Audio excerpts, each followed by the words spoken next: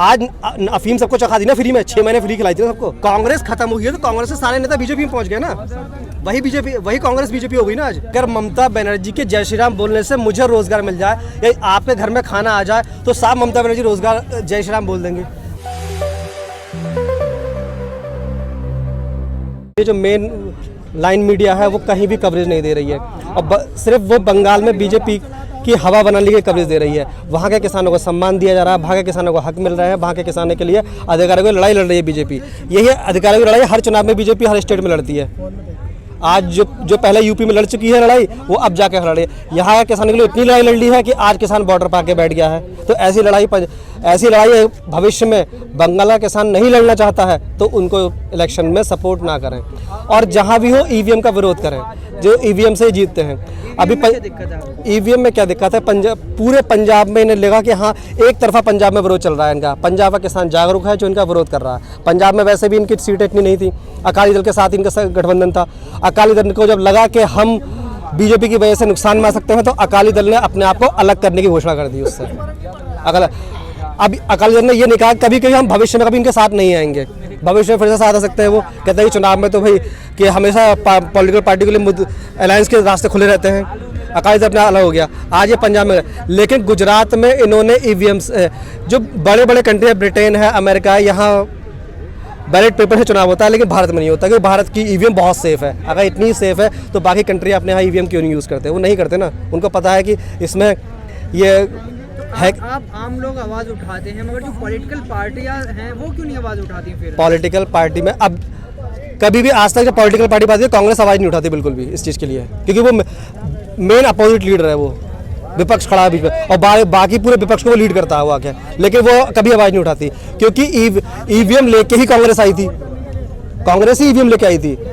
जब हम कहते हैं किसानों को जब पहले इलेक्शन हुआ था चौधरी महेंद्र सिंह टिकैत ने कांग्रेस को झुका दिया था, तो उस समय क्या था? उस समय ईवीएम नहीं थी। उस समय बीजेपी ईवीएम नहीं लेके आई, उस समय कांग्रेस ईवीएम लेके नहीं आई थी। उस समय उनको डर था और उस समय बैलेट पेपर चुनाव हुए तो इंदिरा गांधी जमानत जब्त हुई, वो हारी नहीं इलेक्शन। आज तो वो उस समय बैलेट पेपर चुनाव नहीं है तो आज तो जमानत जब्त होने का कोई खतरा ही नहीं है। हम तो ईवीएम से बिंदास होकर बोल रहे हैं हम लड़ेंगे, हम हारेंगे नहीं, ये दिख रहा है ना। मैं टिकैत इस वक्त जो है बीजेपी को क्यों नहीं झुका पा रहे? उनके पास किस्सा, वो हर गांव जा रहे हैं, मीटिंगें कर रहे हैं, किसानों को जागरूक कर रहे हैं और भी बाकी युवाओं को जागरूक कर रहे हैं। युवा भी आज से ज़्यादा हो गया, अभी तक किसान जागा नहीं है क्या? नहीं, देखिए अब किसान जागा कैसे पता चलेगा? पंजाब में जागा ना तो उन्होंने अपने मत का प्रयोग किया, उन्होंने और अपने मत से उनको दिखाया कि हम जागे हैं। तो यही मत का प्रयोग बंगाल में होगा। तो जो अगर वहाँ का मत का प्रयोग बीजेपी के विपक्ष में जाता है तो हमें भी लगेगा ना कि हाँ हमारा वहाँ का किसान जागा है, वहाँ पर उन्होंने आवाज़ उठाई है, अपना विरोध दर्ज किया है वहाँ पे। अब जो आज ये विरोध के स्वर प्रॉपर तरीके से अगर हम जर्मन की हिटलर शाही को देखते हैं तो हिटलर ने भी अपने देश में एक समुदाय को दुश्मन दिखाया था, यहूदियों को एक समुदाय को दुश्मन दिखा के और सारी इंडस्ट्री कुछ ही लोगों के हाथ में रोक दी थी रख के। वही यहाँ हो रहा है, वही यहाँ हो रहा है ना। आपकी बात सही है, किसान वाली बात, मगर वहाँ तो जो है हमेशा फोकस जय श्री राम पे कर रहे हैं कि जय श्री राम बोले ममता। अगर ममता बनर्जी के जय श्री राम बोलने से मुझे रोजगार मिल जाए या आपके घर में खाना आ जाए तो साफ ममता बनर्जी रोजगार जय श्री राम बोल देंगे। भाई ममता बनर्जी और बीजेपी कोई अलग नहीं है, सेम है, दोनों की आइडियोलॉजी सेम ही है। अगर कांग्रेस खत्म हुई है तो कांग्रेस से सारे नेता बीजेपी में पहुंच गए ना, वही कांग्रेस बीजेपी हो गई ना आज। कल को अगर ममता बनर्जी खत्म भी होंगी तो अपने उत्तराधिकारी कांग्रेस को उसका बीजेपी को बना रही हैं, वो बना रही हैं। उनकी आइडियोलॉजी आप देख सकते हैं, वो बीजेपी के ध्रुवीकरण में साथ दे रही हैं कि वोट का हिंदू मुस्लिम वोट का पोलराइजेशन हो, वो साथ दे रही हैं। कैसे? बीजेपी की वहाँ एक भी सीट नहीं थी, पिछले साल बाबुल सुप्रियो की एक सीट निकलती है वहाँ से हिंदू मुस्लिम के उसमें दंगे में, जहाँ पर सोलन में एक इमाम के लड़के के पुत्र मारा जाता है जिसका विवाद बहुत चलता है रहा है ना, सही है। वहाँ से बाबुल सुप्रियो जीतते हैं, आते हैं जीत के वहाँ से, तो वोट पोलराइजेशन करने में माहिर है ना ये, और हम भी लोग भी उनका साथ देते हैं इसमें। हाँ, आम लोग तो सोच रहे हैं कि ये बीजेपी को रोक रही हैं। बीजेपी को रोक रही हैं लेकिन भविष्य में बीजेपी के लिए जमीन तैयार कर रही हैं। ये बीजेपी का ओबीसी साहब वहाँ पर अपनी चुनावी रैली के लिए गए थे। भाई सबको अधिकार है ना, चुनाव के लिए जा सकते हैं, अपनी कैंपेनिंग कर सकते हैं, लेकिन ममता बनर्जी ने वहाँ चुनाव नहीं इजाज़त दी गई। क्यों नहीं दी भाई? आप दोगे ना उनको? जो इस देश का नागरिक है इलेक्शन में खड़ा होने का, पार्टी बनाने का उसको अधिकार है, वो खड़ा हो सकता है, अपनी आवाज़ रखेगा। लेकिन आवाज़ तो नहीं दबा सकते ना। अच्छा, आपने ओवैसी की बात की, 25 तारीख को ओवैसी की जो मीटिंग थी उसको कैंसिल कर दिया, मगर बीजेपी को जो है परमिशन। हाँ, मैं यही तो कह रहा हूँ ना, वो बीजेपी की ज़मीन बना रही है वहाँ पे, वो बना रही है ज़मीन वहाँ पे बीजेपी की। तो वो नहीं चाहती हैं कि इस देश में ओबीसी SC ST माइनॉरिटी को उनके वाजिब अधिकार मिले। आप हमारे इंडिया में कोई सी विचारधारा देखिए, चाहे लेफ्ट की विचारधारा हो, चाहे राइट विंग्स की विचारधारा हो, और चाहे अम्बेडकरवाद की विचारधारा हो, मेन उसमें लीड करने के लिए यही लोग खड़े होते हैं आगे, यही लोग खड़े होते हैं उसको लीड कर रहे हैं, उसको विचारधारा को। हम लोग विचारधारा अपनी लीड करना खुद नहीं जानते।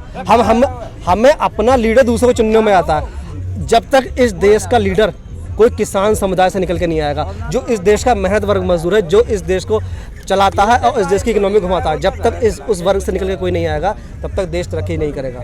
बाकी हम 70 साल से, हम 70 साल के हैं या पिछले सालों से बात करते हैं, गरीब की बात करते हैं, गरीब से तो उठ के मोदी साहब भी आए थे। भाई गरीब, मोदी जी कहते हैं गरीब थे, कहा जाता है कि मोदी जी के भैया इतने गरीब हैं कि वो साहब अपनी दुकान चलाते हैं। भाई वो अभी लखनऊ आए हुए थे प्लेन से। अगर हर गरीब को एक प्लेन में यात्रा करने को मिल जाए तो कितना अच्छा सौभाग्य होगा हर गरीब का। भाई बाकी गरीब तो मैं सर्विस करता हूँ, मैं प्लेन में नहीं चढ़ सकता, ये भाई प्लेन में चढ़ सकता है, बाकी भाई प्लेन में। ऐसा तो अगर हर आदमी प्लेन में चढ़ जाता तो फिर गरीब तो हमारे देश गरीब। प्रधानमंत्री के भाई प्लेन में चढ़ जाए तो आपको इससे क्या दिक्कत है? नहीं, मेरे को इससे कोई दिक्कत नहीं है। तो भाई मेरे को दिक्कत जब नहीं है ना, जब सारा किसान प्लेन में चढ़े। अकेला एक पर्टिकुलर आदमी प्लेन में चढ़ेगा तो फिर मेरे को दिक्कत रहेगी, हमेशा रहेगी। कि जब हम बात सबके, कभी भी मोदी जी इक्वलिटी की बात नहीं करते, कभी भी नहीं करेंगे समानता, कि समानता नहीं आनी चाहिए। उन्होंने बोला है ना सबका साथ सबका विकास। हाँ, तो मैं कह रहा हूँ, हाँ, तो आप भाई सबका साथ, तो इतना विकास हुआ है ना कि अडानी ग्रुप आगे बढ़ा, रिलायंस ग्रुप आगे बढ़ा।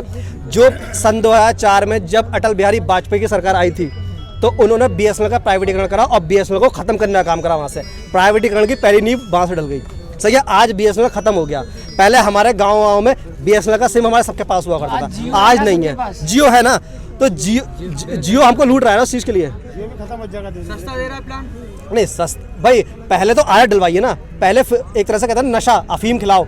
आज अफीम सबको चखा दी ना फ्री में, 6 महीने फ्री खिलाई थी ना सबको, अब आदत पड़ गई है ना। ये है भाई, हर घर में 2 RSS कार्यकर्ता रहते हैं, एक टीवी और एक पत्र, एक न्यूज़ अखबार। जब तक आप उसका त्याग नहीं करेंगे ना, तब तक बीजेपी को हराना, बीजेपी की आइडियोलॉजी को हराना नामुमकिन है। चैनल को लाइक, शेयर एंड सब्सक्राइब करें और बेल आइकन दबाना ना भूलें।